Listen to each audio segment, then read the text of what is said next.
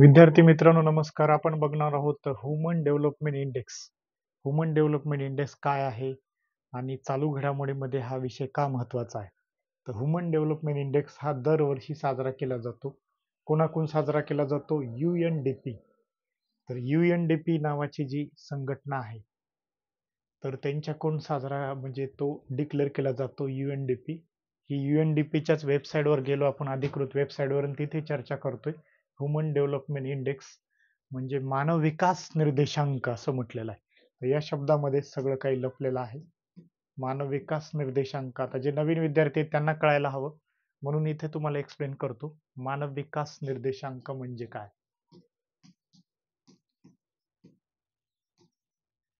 तर मग हा इंडेक्स कोण काउंट करतं? तर UNDP नावाची जी संघटना आहे ती काउंट करत असते.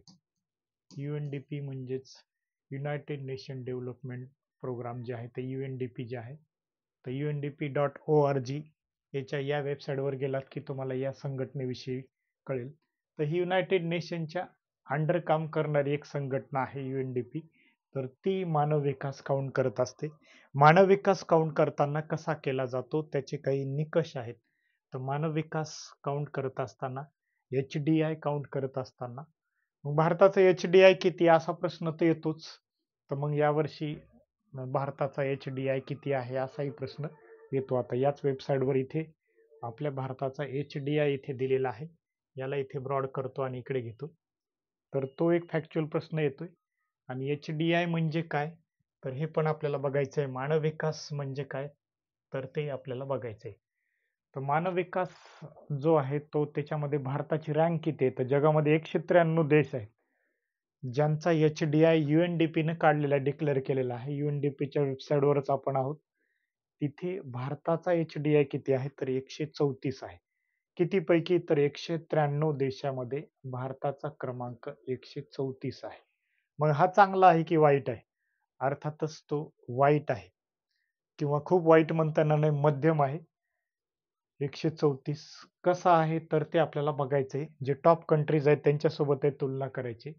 तर हा ह्युमन डेव्हलपमेंट जो आहे काय आहे, तर 3 बेसिस आहेत. त्याच्यामध्ये 3 महत्वाचे निकष आहेत ज्याच्यावरती मानव विकास हा त्या ठिकाणी काय केला जातो, काउंट केला जातो.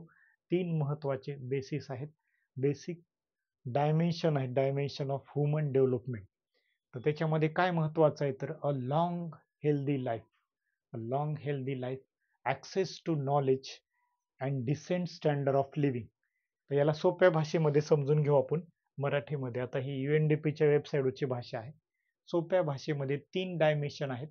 3 डायमेन्शन कोणते, तर शिक्षण, त्याच्यानंतर आरोग्य, आणि तिसरा आहे राहणीमान.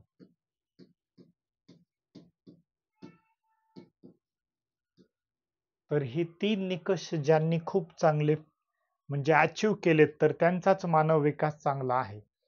3 निकष ज्यांनी अचीव केलेले आहेत, शिक्षण, आरोग्य, राहणीमान. त्याला इंग्रजीमध्ये कसं म्हटलंय, तर इंग्रजीमध्ये मराठीत दोन्ही आपल्याला माहित असलं पाहिजे. A long and healthy life म्हणजेच तुमचं आरोग्य कसं असलं पाहिजे, खूप चांगलं असलं पाहिजे. जीवन कसं असलं पाहिजे, अ लॉंग म्हटलेलं आहे. आणि healthy life, long and healthy life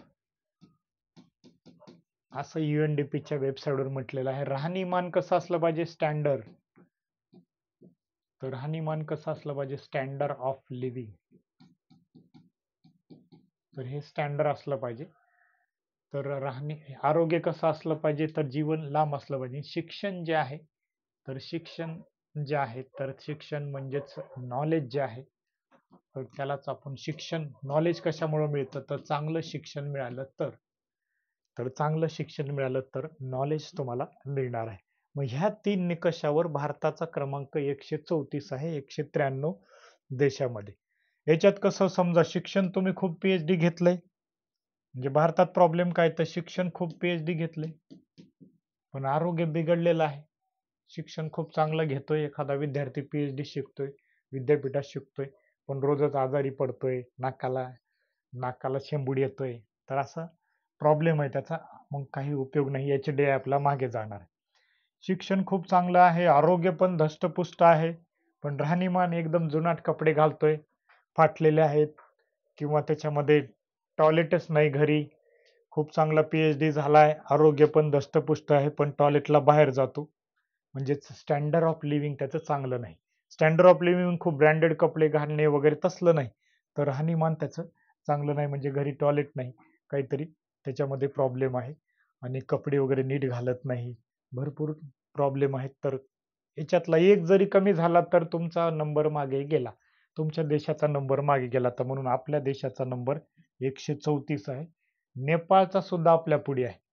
तर या HDI मध्ये, म्हणून HDI विषयी आपल्याला प्रश्न विचारला जातो की भारताची HDI रँक किती आहे, तर त्याच्यावरती विचारतात. तर लेटेस्ट HDI रँक भारताची 134 आहे. तर 134 आहे. इंडियन HDI व्हॅल्यू 2022 ही 644 होती. मग त्याचे कॅल्क्युलेशन काढून काही व्हॅल्यू काढले जातात, which put the country in medium human development. म्हणजे आपण चांगल्या कॅटेगरीमध्ये नाहीच HDI मध्ये, पण खूप वाईट पण नाही, मीडियम ह्युमन डेव्हलपमेंट कॅटेगरीमध्ये आहोत आपण या 3 निकषाच्या बाबतीमध्ये. म्हणजे शिक्षण पण घेतोय पण मीडियमच घेतोय, आरोग्य पण आहे पण फार चांगलं नाही, मध्येच काहीतरी बिघडतंय आपलं, तर हेच दुःख तेच दुःख आपलं चालूच असतं. आजारीच पडला, तापच झाला, मध्येच टायफॉइडच झाला, तर असे प्रॉब्लेम आपल्याकडं चालूच असतात. आणि राहणीमानाचे पण प्रॉब्लेम आहेत. म्हणजे घरी टॉयलेट बांधलेलं आहे, पण त्या टॉयलेटमध्ये किराणा दुकान टाकतो, सरकारने टॉयलेट दिले, सरकारनं टॉयलेट बांधायला पैसे दिले, पण टॉयलेटमध्ये काहीतरी किचन रूमच तयार करतोय तो, टॉयलेट झाकून ठेवतात, तिथे शेळ्या बांधतील, किराणा दुकान टाकतील. तर मग हे आपले प्रॉब्लेम आहेत इथे राहणीमानाच्या बाबतीमध्ये. तर अशा प्रकारे हे 3 निकष जर खूप चांगले असले तर मग त्या देशाचा HDI खूप चांगला असतो. तर भारताचा HDI हा 134 आहे, हा तुम्हाला पाठच असला पाहिजे. आणि भारत कोणत्या कॅटेगरीमध्ये मोडतो, तर मीडियम ह्युमन डेव्हलपमेंट कॅटेगरी, म्हणजेच मध्यम मानव विकास निर्देशांकामध्ये मध्यम ह्युमन डेव्हलपमेंट मानव विकास झालाय, परंतु आपल्याकडे मीडियम झालेला आहे. मीडियमच करणारे लोक आहेत. आता जेवायला गेलात हॉटेलमध्ये, आपण मीडियम दे म्हणतो, तो म्हणतो साहेब तेच देऊ का फिक्क देऊ, जेवायला तर मीडियम दे. तर म्हणून आपण मीडियमच आहोत, असं गमतीने लक्षात ठेवायचं. या तिन्ही निकषामध्ये आपण मीडियमच आहोत. तर भारताचा क्रमांक 134 आहे. मागचा किती आहे वगैरे हे पण आपल्याला विचारतात, तर तो पण तुम्ही कमेंट मध्ये टाका, मागचा शोधा आणि तो टाका. तर हा 2024 ला डिक्लेअर झालाय, तर 2023च्या आकडेवारीवरती 24 ला डिक्लेअर झालाय, पण लेटेस्ट HDI मार्च 2024 मध्ये हा डिक्लेअर झालेला आहे. त्यानंतर टॉप कंट्रीज कोणत्या आहेत वगैरे ते पण आपण बघू. तर यामध्ये बघा, डायमेन्शन जे आहेत तर ते किती आहेत, एकूण 3 आहेत. लॉंग अँड हेल्दी लाईफ हे लक्षात ठेवायचं, नॉलेज आणि decent standard of living. Dimension म्हणजे त्याला आयाम म्हटलं जातं, आणि इंडिकेटर किती आहेत असंही विचारतात याच्यामध्ये. तर यावरती प्रश्न MPSC ला आलेला आहे आणि परत येतो, वेगवेगळ्या परीक्षेला येतो. इंडिकेटर कोणकोणते आहेत, तर लाईफ एक्सपेक्टन्सी ऍट बर्थ हे एक इंडिकेटर आहे, लाईफ एक्सपेक्टन्सी इंडेक्स. त्याच्यानंतर हा एक्सेप्टेड इयर ऑफ स्कूलिंग, शाळेत किती वर्ष होता, मध्ये शाळा सोडून पळून आला की काय शाळेत. त्याच्यानंतर एज्युकेशन इंडेक्स, आणि त्याच्यानंतर हे याच्यामध्ये GNI per capita, GNI index ज्याला म्हटलं जातं. तर असे 5 त्याचे इंडिकेटर आहेत, त्याच्यावरून GNI इंडेक्स काढला जातो. GNI इंडेक्स म्हणजे ग्रॉस नॅशनल इन्कम ज्याला म्हटलं जातं. तर तुमचं उत्पन्न किती आहे, उत्पन्न चांगलं असल्याशिवाय स्टँडर्ड घर असणार नाही. याच्यात बघा घराचं सिम्बॉल दिलेलं आहे. तर हे या ठिकाणी इंडिकेटर आहेत. तर इंडिकेटर किती आहेत असं विचारतील तर तुम्हाला एकूण 5 इंडिकेटर आहेत. आणि डायमेन्शन किती आहेत, तर 3 आहेत. या 3चेच हे सब टायटल आहेत. तर 3चेच सब टायटल आहेत. तर लॉंग अँड हेल्दी लाईफ मध्ये 2 आहेत, लाईफ एक्सपेक्टन्सी ऍट बर्थ म्हणजे किती दिवस तुम्ही जगलात वगैरे, लाईफ एक्सपेक्टन्सी इंडेक्स त्याच्याहून निघत असतो. इंडेक्स कोणता काढतात, तर हा इंडेक्स काढतात. एक्सेप्टेड या ठिकाणी इयर ऑफ स्कूलिंग आणि means of years of schooling, तर याला आपण इथे 1 नंबर देऊ, इथे 2 देऊ, आणि इथे 3, आणि इथे 4. तर या ठिकाणी मग हे इंडिकेटर्स असे जरा डिटेल आहेत तिथे, तर हे लक्षात ठेवायचं आणि त्याच्यावरूनच काही इंडेक्स काढले जातात. तर हे इंडेक्स पण लक्षात ठेवा. तर ढोबळ तुम्हाला 3 डायमेन्शन लक्षात ठेवायचे, 1, 2 आणि 3. तर long and healthy life, knowledge आणि डिसेंट स्टँडर्ड ऑफ लिव्हिंग, शिक्षण, आरोग्य आणि राहणीमान, असं ढोबळ लक्षात ठेवायचे. आता भारताचा 134 नंबर आहे. मग भारतात शेजारी देशांचा किती आहे, त्याच्यानंतर कोण टॉप आहे, तर हे सगळं आपल्याला पाहायचं आहे.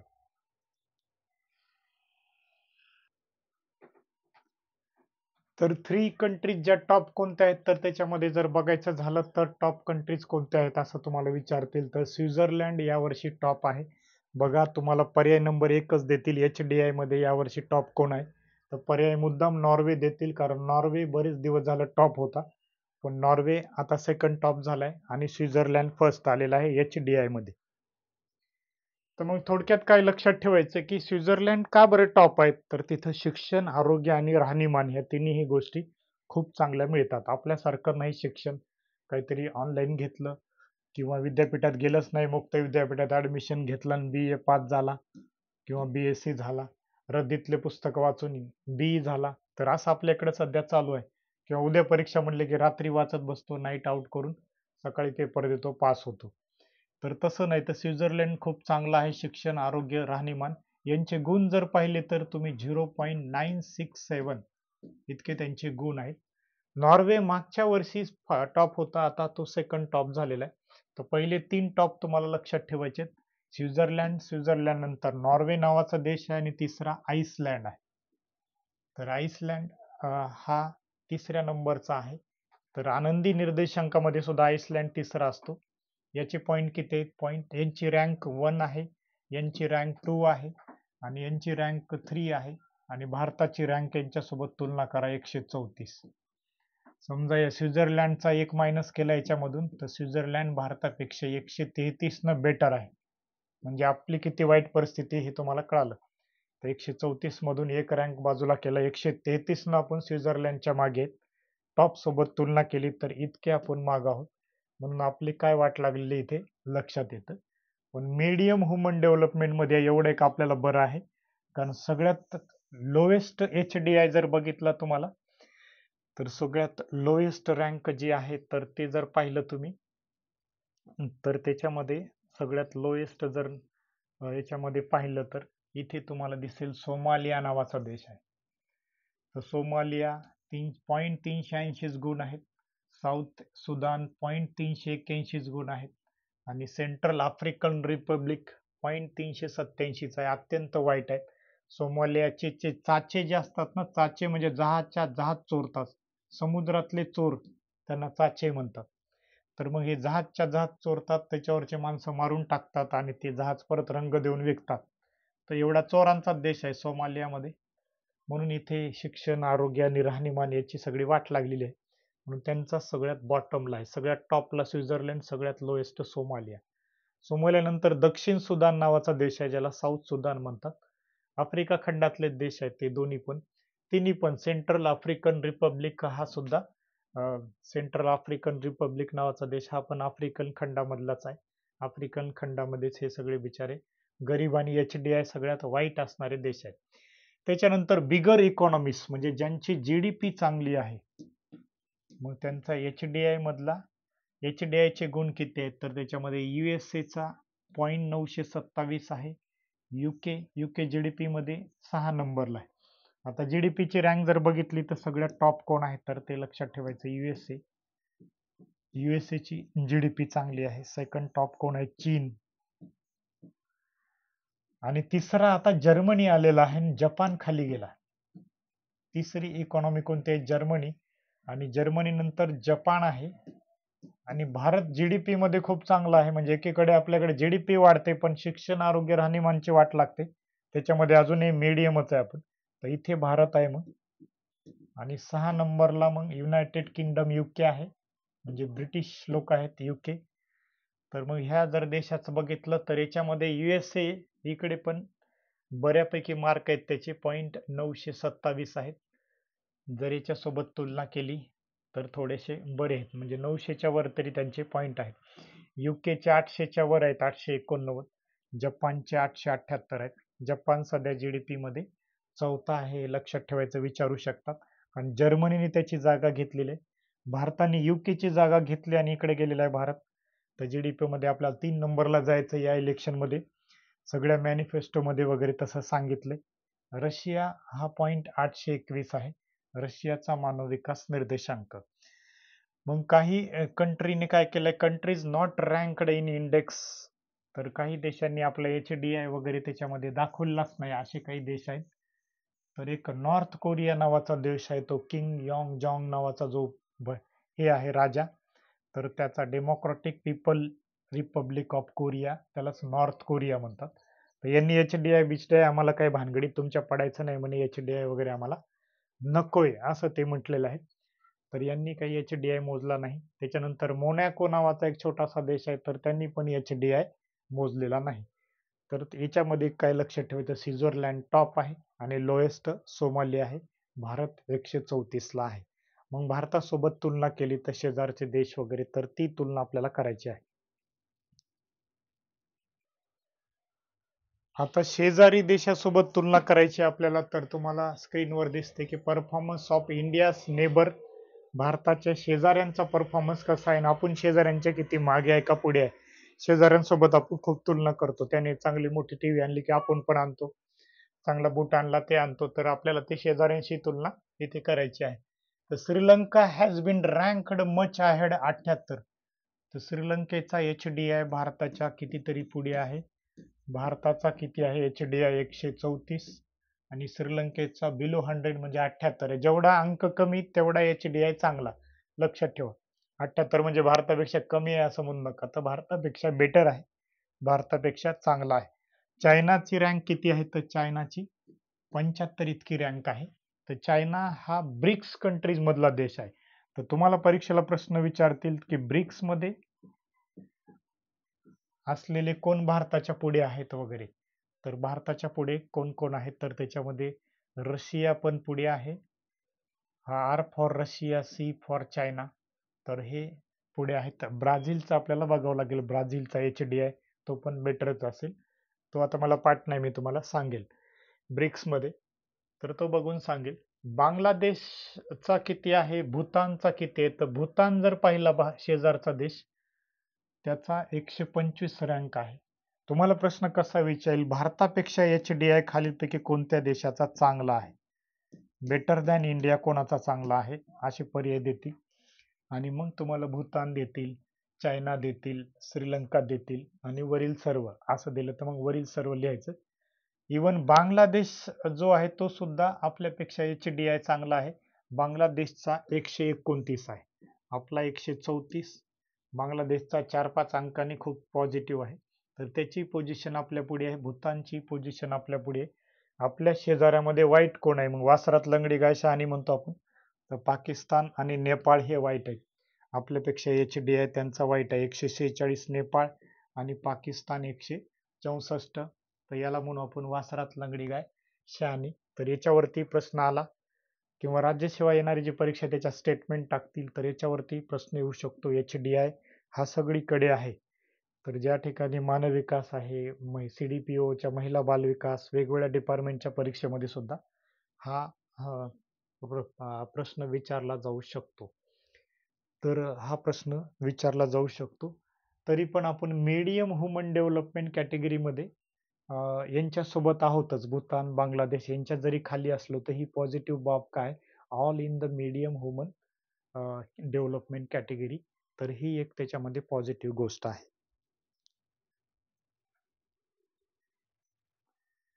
आता तुम्हाला विचारतील की HDI कधीपासून चालू झालेला आहे, हा रिपोर्ट कधीपासून येतो, तर तसं जर विचारलं तर सिन्स 1990, तर 1990 पासून HDI रिलीज केला जातो. कोण रिलीज करतं, तर UNDP. U for united, N for nation development programme, त्यालाच UNDP म्हणतात. कधी कधी बेसिक प्रश्न विचारतात, तर what is mean by UNDP, तर युनायटेड नेशन डेव्हलपमेंट प्रोग्राम, त्यालाच UNDP म्हणतात. तर हेच HDI काउंट करत असतात. आता ही UNDP कोणाची बॉडी आहे, तर युनो नावाची जी संघटना आहे, युनो म्हणजे युनायटेड नेशन, ज्याचं हेडक्वार्टर न्यूयॉर्क या ठिकाणी, न्यूयॉर्क असं लक्षात ठेवा.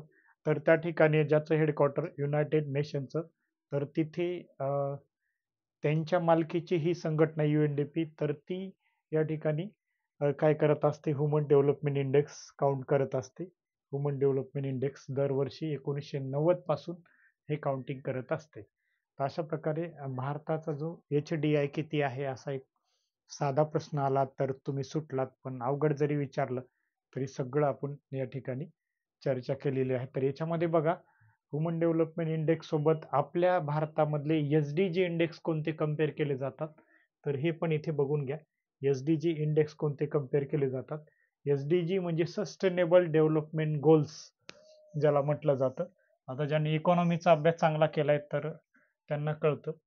आता लाईफ एक्सपेक्टन्सी ॲट बर्थ म्हणजेच जे तुमचं लाईफ एक्सपेक्टन्सी ॲट बर्थ याच्यामध्ये SDG इंडेक्स कोणता आहे, तर SDG क्रमांक 3 याच्या संदर्भात आहे. एक्सेप्टेड इयर ऑफ स्कूलिंग जे आहेत तर याच्यामध्ये हा SDG क्रमांक 4.3 आहे. मीन ऑफ द इयर स्कूल तर त्याच्यामध्ये SDG ला चौथ्यातला चौथा आहे, 4.4. आणि gross national income GNI SDG 8.5 आहे. तर हे इकॉनॉमीच्या पुस्तकामध्ये जाऊन बघा तुम्ही. SDG आणि MDG खूप महत्वाचे, त्याच्यावरती हमखास प्रश्न येतोच. तर SDG आणि MDG याच्यावरती प्रश्न विचारला जातो. तर इथे तुम्हाला HDI is the composite index that measure average achievement human development taking into the account 3 इंडिकेटर्स. तर 3 इंडिकेटर्स या ठिकाणी आपण बघितलेले आहेत. 3 इंडिकेटर्स, शिक्षण, आरोग्य आणि राहणीमान. तर या पद्धतीने आपलं सगळं काउंटिंग केलं जातं. SDG हे भारतामधले SDG आहेत. तर SDG म्हणजे सस्टेनेबल डेव्हलपमेंट गोल, ते सुद्धा त्यांनीच दिलेले आहेत युनायटेड नेशनला. मग आपण इथपर्यंत हे अचीव केलेले आहेत. तर अशा प्रकारे ह्युमन डेव्हलपमेंट इंडेक्स ही कन्सेप्ट तुमची क्लिअर झालेली आहे. जर तुम्हाला क्लिअर झाली नसेल तर मला तसं परत कळवा. आपण परत काय याच्यात काय अडचण आली तर तुम्ही तशी कळवा. तर मार्च मधल्या चालू घडामोडीमध्ये याचा समावेश करायचा आहे, मार्च 2024 मध्ये. तर तुम्ही आपले जे लेक्चर करून एक तुमचे शॉर्ट नोट्स बनवा. ॲपवरचे सगळे लेक्चर तुम्ही करा, बारकाई म्हणजे एकदम बारकाईने करा, कारण हे त्या सगळ्या गर्दीमधलं काढलेलं छोटंसं कंटेंट आहे. तर खूप मोठ्या चालू घडामोडी दररोज चालू आहेत. लोकसत्ता पेपर वाचायला 2 तास लागतात, पण त्यातलं आपण ही क्रस्ट काढलेली आहे. तर ती क्रस्ट तुम्हाला करणं गरजेचं आहे. अत्यंत महत्वाचं कंटेंट जे आहे तर त्याच्याविषयी आपण आता चर्चा करतोय, की पद्म पुरस्कार जे आहेत तर त्याच्याविषयी बघायचं. या वर्षी किती व्यक्तींना देण्यात आलेले आहेत असाही प्रश्न येतो. तर पद्म पुरस्कार एकूण किती व्यक्तींना देण्यात आलेले आहेत, तर 132. शासनाच्या गृह मंत्रालयाच्या वेबसाईटवर जाऊन आपण हे डाटा घेतोय. एकदम ऑथेंटिक डाटा आहे, मी कुठलाही डाटा घेत नाही, तर ऑथेंटिक डाटावरती चर्चा होते. तर 132 पद्म पुरस्कार झालेले आहेत, ज्यावरती प्रश्न विचारला जातो. खूप डीप मध्ये विचारतात, कधी कधी वरवरच विचारतात, कधी व्यक्तींच्या जोड्या लावा म्हणतात. तर मागचे सगळे प्रश्न बघा तुम्ही परीक्षेला आलेले, कंबाईनला आणि राज्यसेवेला दोन्हीला आलेले बघा. शक्य झालं UPSC ला आलेले पण बघायचे. या वर्षी ज्या ज्या परीक्षा होतात तर तशाच प्रकारचे प्रश्न, जे तो कल जो असतो, ती टीम जी आहे प्रश्न काढणारी ती कळते आपल्याला. तर 2024 साठी 132 पद्म पुरस्कार जाहीर झालेत. त्याच्यामध्ये 5 पद्मविभूषण. तर 5 पद्मविभूषण. आता या 132 मध्ये भारतरत्न याच्यात घेतले नाहीत, कारण भारतरत्न दरवर्षी दिले जात नाही. 5 पद्मविभूषण आहेत आणि 17 पद्मभूषण. तर पद्मविभूषण हा भारतातला दुसऱ्या क्रमांकाचा अवॉर्ड आहे. पद्मभूषण हा 3ऱ्या क्रमांकाचा आणि पद्मश्री हा 4थ्या क्रमांकाचा आहे. पहिल्या क्रमांकाचा भारतरत्न आहे. त्याच्यावरती युट्यूबला लेक्चर टाकलेत आणि ऍपला पण टाकलेलं आहे. तर भारतरत्न एकूण किती व्यक्तीला मिळालेला आहे, तर 5 व्यक्तींना मिळालेला आहे. तर यामध्ये 132 पद्म पुरस्कार जाहीर झालेत. पद्मविभूषण हा किती व्यक्तींना आहे, तर 5 व्यक्तींना. कसं लक्षात ठेवायचं, काही ट्रिक्स तुम्हाला हव्या असतील तर 5 व्यक्ती, 5ही पांडव असं लक्षात ठेवायचं. 5ही पांडव खूप असे विभूषणाने राहायचे, त्यांच्याकडे अस्त्र होते, विभूषणे होते. तर विभूषण हा महत्वाचा शब्द आहे त्याच्यामध्ये, कारण 2 नंबरचा पुरस्कार आहे पद्म विभूषण. तर पद्मविभूषण हा जो आहे तर कोणाला मिळाला? पाची पांडवाला, म्हणजे 5 टायटल त्याच्यामधले महत्वाचे आहेत. तर हे तर टायटल तुम्हाला पाठच असले पाहिजे, यावरती प्रश्न विचारतात. त्याच्यानंतर पद्मभूषण मिळणारे, तर भूषण करणारे खतरनाक लोक आहेत, 17 खतरा लक्षात ठेवायचं. भूषण करणारे कोण आहेत लोक? तर खतरनाक आहेत, तर याला पद्मभूषण असं लक्षात ठेवायचं. ज्यांना खूप भूषण आहे, अभिमान आहे, असे खतरनाक लोक आहेत. 17 खतरा म्हणजे ही आकडेवारी पण सोबत लक्षात राहते. आणि 110 लोक जे आहेत हे पद्मश्री आहे. आता श्रीची पूजा करत असताना तुम्हाला 110 रुपये त्या ठिकाणी द्यायचे आहेत, असं लक्षात ठेवा. असे टोटल किती झाले? तर 132 आहे. तर टोटल पुरस्कार किती आहेत? तर 132 दिग्गज लोकांना यावर्षी देण्यात आलेले आहेत. तर माजी उपराष्ट्रपती व्यंकय्या नायडू यांना पण दिलेले आहेत 2024 चे. तारीख इथे दिली बघा, नवी दिल्ली 25 जानेवारी 2024 ला हे गॅझेट डिक्लेअर झाले. 26 जानेवारीला हे पुरस्कार दिले जातात. कधी कधी बेसिक विचारतील, कोणाच्या हस्ते हे पुरस्कार दिले जातात? तर राष्ट्रपतींच्या हस्ते हे पुरस्कार दिले जातात. तर राष्ट्रपती व्यंकय्या नायडू, सामाजिक कार्यकर्ते बिंदेश्वर पाठक यांना पद देण्यात आलेलं आहे. तर बिंदेश्वर पाठक यांचं टॉयलेटच्या बाबतीत खूप काम आहे. पूर्वी भारतात एवढे टॉयलेट नव्हते, तर बिंदेश्वर पाठक यांच्यामुळे टॉयलेट आले. अभिनेत्री वैजयंतीमाला चिरंजीव, तर यांना सुद्धा याच्यामध्ये गौरव करण्यात आलेला आहे. तर महाराष्ट्राचे राम नाईक जे आहेत तर त्यांना पण देण्यात आलेला आहे. तर कोणाला कोणते दिलेत तर याची पण कॅटेगरी वाईज आपण इथे बघूया. तर याच्यामध्ये स्क्रीनला जरा खाली घेतो आणि मग तिथे आपण बघू. मग कधीपासून दिला जातो? बेसिक काही विचारलं तर 1954 पासून भारतरत्न पुरस्कार दिला जातो. तर हे लक्षात ठेवा. तर हा पण पुरस्कार आधीपासूनच दिला जातो. मध्ये मध्ये इंदिरा गांधीजींनी बंद केले होते, परत द्यायला सुरुवात झाली. हे पाची पांडव आपले 5 कॅटेगरी लक्षात ठेवा. 5 व्यक्ती खूप महत्वाचे आहेत, यावरती जोड्या लावा म्हणून प्रश्न विचारला जातो. दिसतंय ना तुम्हाला स्क्रीन? आता हे 5 व्यक्तिमत्व कोण आहेत? तर वैजयंतीमाला बाली यांना आर्ट म्हणजे कला क्षेत्रामध्ये दिलंय. तर वैजयंतीमाला बाली ह्या कोणत्या राज्याशी संबंधित आहेत? तामिळनाडू राज्याशी संबंधित आहे. त्याच्यानंतर कोंडियाला चिरंजीवी, तर चिरंजीवी यांना पण दिला पद्मविभूषण. तर त्यांचं पण आर्ट आहे, कला, आंध्र प्रदेश राज्याशी संबंधित आहे चिरंजीवी. त्याच्यानंतर श्री एम व्यंकय्या नायडू, तर हे उपराष्ट्रपती होते. पब्लिक अफेअर्स म्हणजेच त्या ठिकाणी सार्वजनिक त्यांची सेवा जी आहे त्याच्याबद्दल, हे पण आंध्र प्रदेश. 5 पैकी 2 व्यक्ती आंध्र प्रदेशच्या आहेत असं पण विश्लेषण करतात आणि त्यावर पण प्रश्न देतात. बिंदेश्वर पाठक हे कुठले आहेत? तर बिंदेश्वर पाठक ज्यांनी टॉयलेटच्या बाबतीमध्ये, सोशल वर्कच्या बाबतीमध्ये खूप चांगलं काम केलेलं आहे. तर पोस्टमस दिलाय. पोस्टमस म्हणजे मृत्यूनंतर, मरणोत्तर पण हा पुरस्कार दिला जातो सोशल वर्क बिहारसाठी. आणि पद्म सुब्रमण्यम यांना पण देण्यात आलेला आहे. तर यांना तामिळनाडूचे आहेत ते. तर तामिळनाडूचे 2, आंध्र प्रदेशचे 2 आणि बिहारचा 1. पहिल्या 5 मध्ये एकही महाराष्ट्रीयन नाही. पद्मविभूषण मध्ये एकही महाराष्ट्रीयन नाही. तर हे पाची पांडव जे लक्षात ठेवायचे आपल्याला, पद्मविभूषण, पाची पांडवाला खूप भूषण होतं, विभूषण होतं. तर याच्यामध्ये एकही भारतीय त्यामध्ये नाहीये.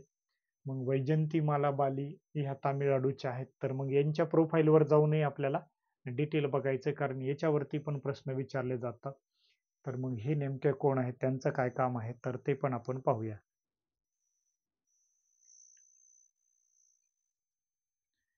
तर पाची पांडवांना पद्मविभूषण मिळालं हे आपण लक्षात ठेवले. तर त्या पद्मविभूषण मध्ये 1 नंबरचंच नाव मगाशी बघितलं गव्हर्नमेंटच्या वेबसाईटवर कोणाचं दिलंय, तर वैजयंतीमाला बाली.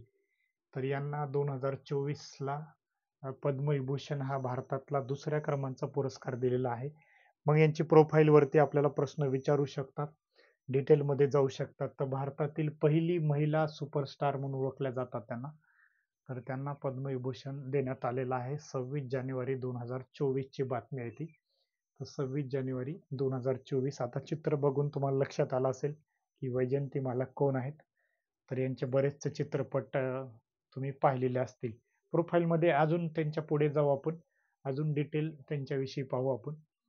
तर वैजयंतीमाला बाली वयाच्या 16व्या वर्षीच वाकझाई या तामिळ चित्रपटातून त्यांनी चित्रपट क्षेत्रामध्ये एंट्री केलेली आहे, अभिनय क्षेत्रात. तर कोणता चित्रपट 16व्या वर्षी केलाय, तर वाझकाई नावाचा तमिळ चित्रपट आहे. तर तिथून त्यांनी सुरुवात केलेली आहे. इंस्टाग्राम वरून हा फोटो घेतलेला आहे. तर ज्येष्ठ अभिनेत्री वैजयंती माला बाली 132 जणांमध्ये यांचा समावेश आहे आणि 5 जे पद्मविभूषण आहेत तर त्याच्यामध्ये त्यांचा समावेश आहे. पद्मविभूषण अपवादात्मक आणि विशिष्ट सेवेसाठी देण्यात येणारा दुसरा सर्वोच्च नागरी सन्मान आहे. तर दुसरा सर्वोच्च नागरिक सन्मान आहे. भारतातील पहिली महिला सुपरस्टार का बरं म्हटलं जातं? थांबा, तुम्हाला स्क्रीन सगळी दिसते ना? ओके, थांबा, स्क्रीन सेटअप करू द्या.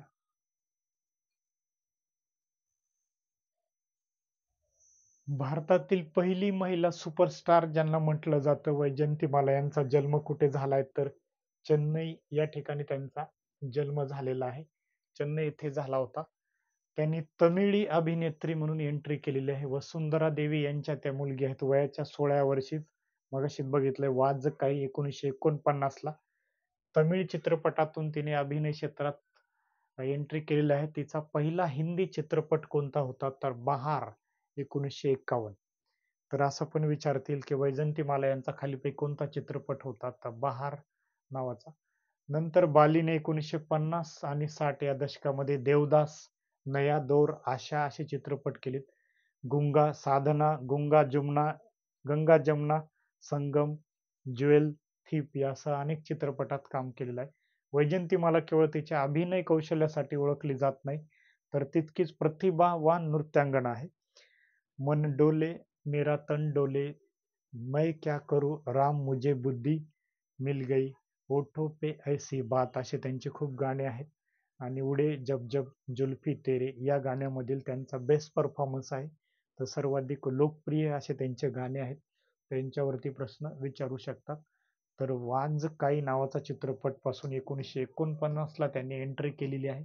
49 नंतर 1951 ला पहिला हिंदी चित्रपट कोणता, तर पहिल्यांदाच बहार आली असं लक्षात ठेवा. बहार आलेले आहे. आणि 10 वर्षामध्ये त्यांनी मग अनेक चित्रपट केले, देवदास, नया दौर, आशा. तर हिरोईनचा कालावधी कमी असतो, हिरो बरेच वेळ टिकतात बघा. तर मग 10च वर्ष यांनी भरपूर चित्रपट केले. साधना, गंगा जमुना, संगम, ज्वेल, जेल ऑफ थीप अशा अनेक चित्रपटात काम केलेलं आहे. तर असं त्यांच्या प्रोफाईल बद्दल आपल्याला वैजयंती माला यांच्याविषयी, बाली यांच्याविषयी लक्षात ठेवायचंय.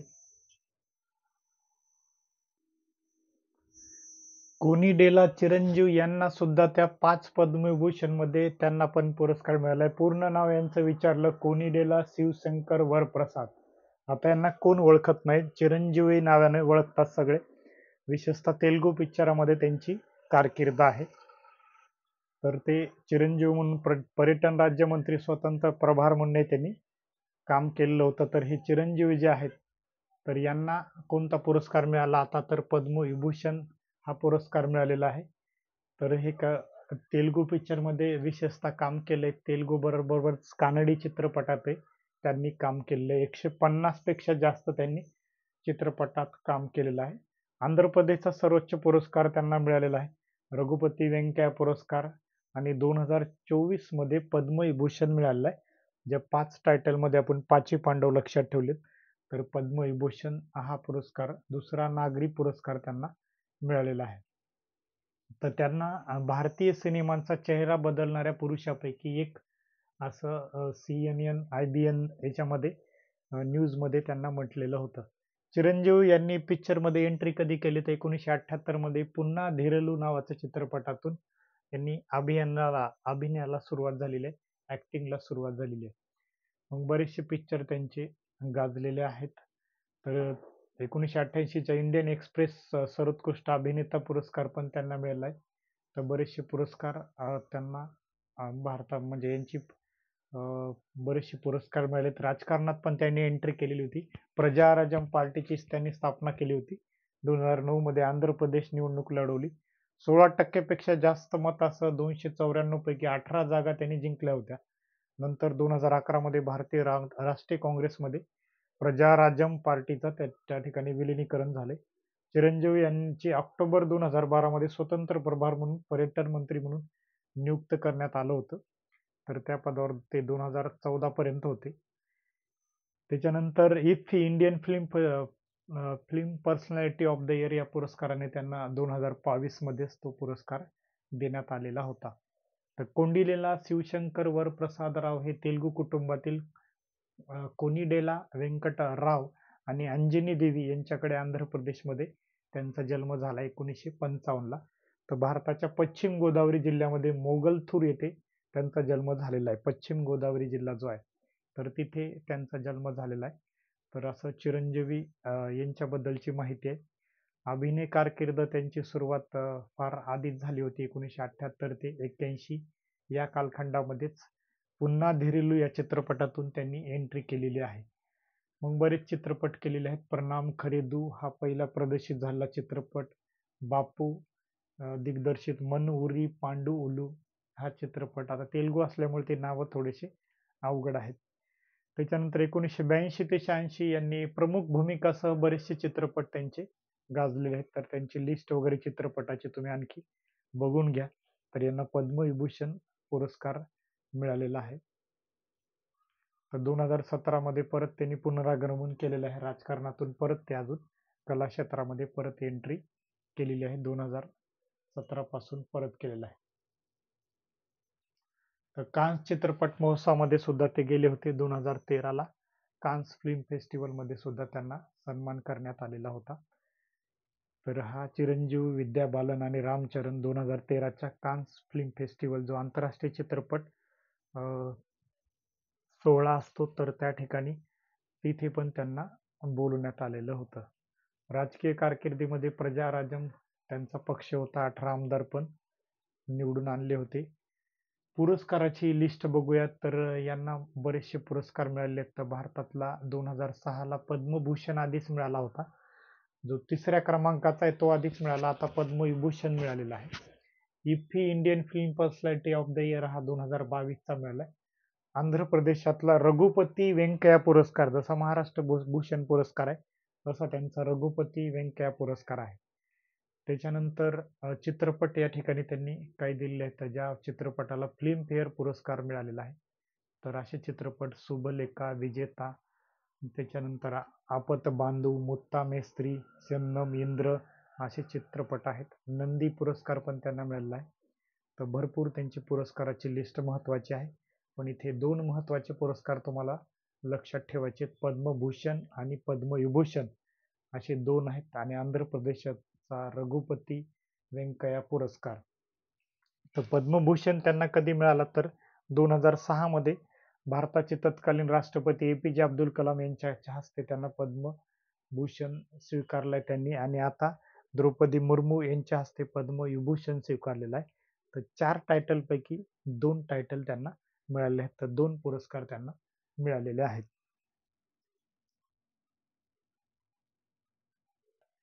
बिंदेश्वर पाठक यांना सुद्धा पद्मविभूषण मिळालाय. तर लक्षात ठेवायला एक ट्रिक सांगतो तुम्हाला.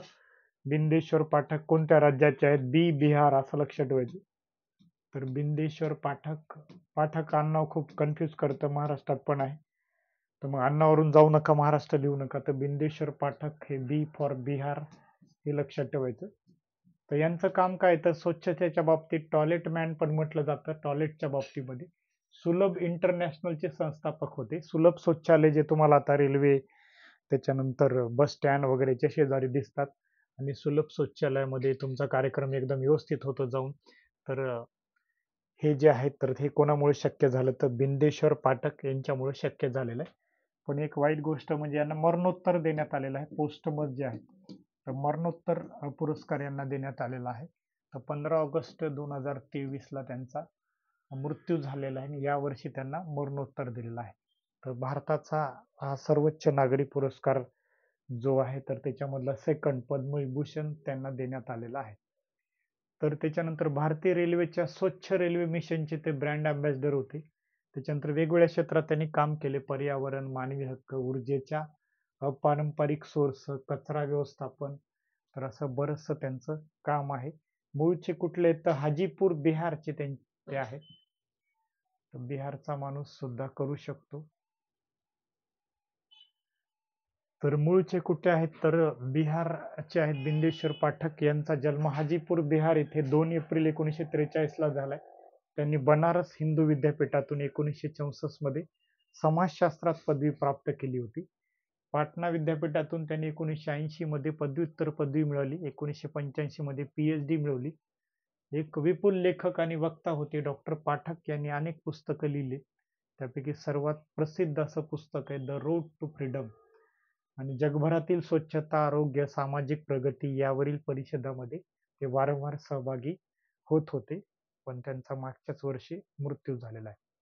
1970 मध्ये सुलभ इंटरनॅशनल जे आहे तर ही सामाजिक सेवा संस्थेची स्थापना केली होती, ज्यात मानवतावादी तत्वाशी तांत्रिक नवकल्पना जोडलेली होती. म्हणजे टेक्नॉलॉजी ह्युमॅनिटीला जोडण्यात आलेली होती. तर याच्याद्वारे मग त्यांनी खूप मोठ्या प्रमाणात सुलभ शौचालय जे आहेत ते सुरू केलेले आहेत. तर बायोगॅस निर्मितीचा एक नाविन्यपूर्ण त्यांनी वापर केलेला आहे. तर बिंदेश्वर पाठक हे भारत सरकारचे पद्मभूषण प्राप्तकर्ते सुद्धा आहेत. तर 2000 म्हणजे त्यांना पद्मभूषण सुद्धा मिळालेलं आहे. अवॉर्डच्या लिस्टमध्ये इकडे आपण बघू की त्यांना कोणकोणते अवॉर्ड्स मिळालेले आहेत.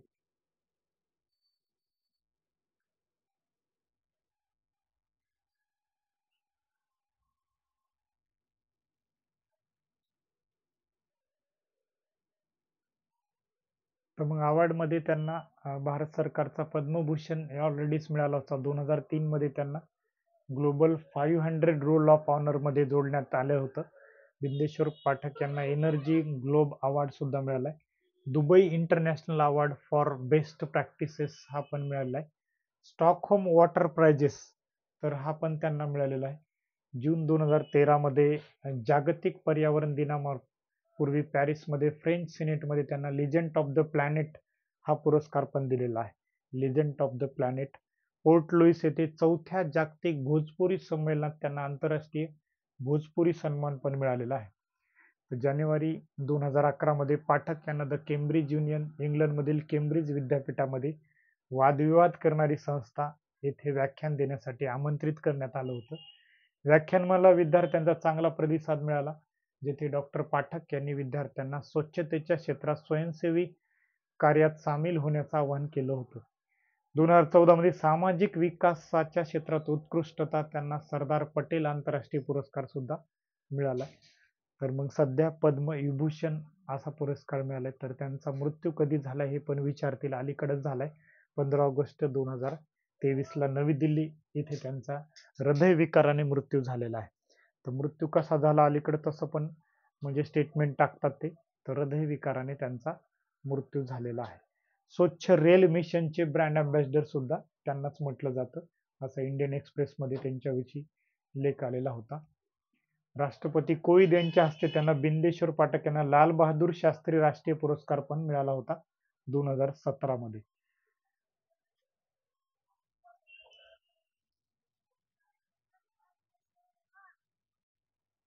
तर बघा 5 व्यक्तींना पद्मविभूषण मिळाले. त्याच्यामध्ये पद्मा सुब्रमण्यम यांचं पण नाव आहे. तर पद्मा यांनाच पद्मविभूषण मिळाले. लक्षात ठेवायला सोपं आहे. भारतातला दुसरा अवॉर्ड. ह्या पण तामिळनाडूच्या चेन्नईच्याच आहे. तामिळनाडूला 1943 ला त्यांचा जन्म झालाय. भारतीय शास्त्रीय भरतनाट्यम नर्तिका आहेत. त्यांना भरतनाट्यम याच्यामध्ये नृत्य करतात तर त्यांना मिळालेलं आहे. तर नृत्याच्या कॅटेगरीमध्ये भारतात तसेच विदेशात सुद्धा त्यांचे नृत्याचे शो झालेत, अगदी ऑस्ट्रेलियात वगैरे. 14 वर्षीच वडिलांच्या शाळेत नृत्य शिकवायला त्यांनी सुरुवात केली होती. नुसतं नृत्य केलंच नाही तर सुरुवात पण केली होती. मग यांना कोणते पुरस्कार दुसरे मिळाले तर पद्मश्री पुरस्कार 1981, संगीत नाटक अकादमी पुरस्कार 1983 ला मिळाला होता, कालिदास सन्मान पुरस्कार 90-91 आणि फुकुओका पुरस्कार हा जपानचा आहे. पद्मभूषण ऑलरेडी 2003 ला मिळालाय आणि हा दुसऱ्या क्रमांकाचा पद्मविभूषण मिळालाय. तर मग आपल्याला लक्षात ठेवायचं की यांना कोणकोणते मिळालेले आहेत. तर आता पद्मविभूषण मिळाला, पद्मश्री पण मिळाला होता 81 ला, हा 4थ्या नंबरचा, हा 3ऱ्या नंबरचा आणि आता दिला 2ऱ्या नंबरचा. म्हणजे भारतरत्न सोडून त्यांना 2, 3 आणि 4 असे तिन्ही मिळालेले आहेत. निशा गांधी पुरस्कार वगैरे अदर पुरस्कार पण त्यांचे लक्षात ठेवायचे. जपानमधील फुकुओका पुरस्कार त्यांना 1994 मध्येच 1994 मध्ये मिळाला. 2015 मध्ये केरळ सरकारचा पर्यटन विभागाने निशा गांधी पुरस्कार दिलेला आहे. केरळ सरकारचा निशा गांधी पुरस्कार दिलेला आहे. तर अशी प्रोफाईल यांची आहे. पद्म सुब्रमण्यम यांची तर ही प्रोफाईल आहे. तर यांच्याबद्दल आपल्याला विचारू शकतात, कारण भारताचा सर्वोच्च दुसरा पुरस्कार मिळालाय. यांचं शास्त्रीय नृत्य कोणतं आहे असं विचारतील, मग तिथे कुचिपुडी, त्याच्यानंतर कथक देतील, भरतनाट्यम देतील. तर भरतनाट्यम मध्ये यांचा डान्स आहे, तर नर्तिका आहेत त्या भरतनाट्यम मध्ये. तर हे आपल्याला लक्षात ठेवायचे. तर अशा प्रकारे आपण याच्यामध्ये काय बघितलंय, तर 5 प्रकारचे जे पद्मविभूषण आहेत यांचीच प्रोफाईल बघितली. अजून आपल्याला पद्मभूषण मधले जे 17 व्यक्ती आहेत खतरा, तर त्यांच्याविषयी पण बघायचे. त्याच्यावरती आपण म्हणजे सेकंड लेक्चर घेऊ. तर या लेक्चर मध्ये सगळंच एकत्र होणं शक्य नाही. तर हे 5 टायटल वर आपण चर्चा केलेली आहे, ज्याच्यामध्ये वैजयंतीमाला बाली, ज्या फ्रॉम तामिळनाडू आहेत. तामिळनाडूचे 2 व्यक्तिमत्व आहेत, पद्मा सुब्रमण्यम आहेत. एकच मरणोत्तर आहे, बिंदेश्वर पाठक. जे बिहारचे बिंदेश्वर बिहार लक्षात ठेवायला सोपं. व्यंकय्या नायडू आंध्र प्रदेश, आणि कोंडियाला चिरंजीव आंध्र प्रदेश, वैजयंतीमाला बाली तामिळनाडू. अशा प्रकारे 5 जे पुरस्कार आहेत पद्मविभूषणचे मिळालेले आहेत. टोटल पुरस्कार किती मिळाले आपल्याला लक्षात ठेवायचे. तर टोटल पुरस्कार या वर्षी किती मिळाले, तर 132 पुरस्कार मिळाले. तर 5 पद्मविभूषण, 17 पद्मभूषण आणि 110 पद्मश्री. आता तुम्ही विसरायचं म्हणलं तरी विसरणार नाही. तर या पद्धतीने तयारी केली तर तुमचे मार्क जाणार नाहीत. धन्यवाद मित्रांनो.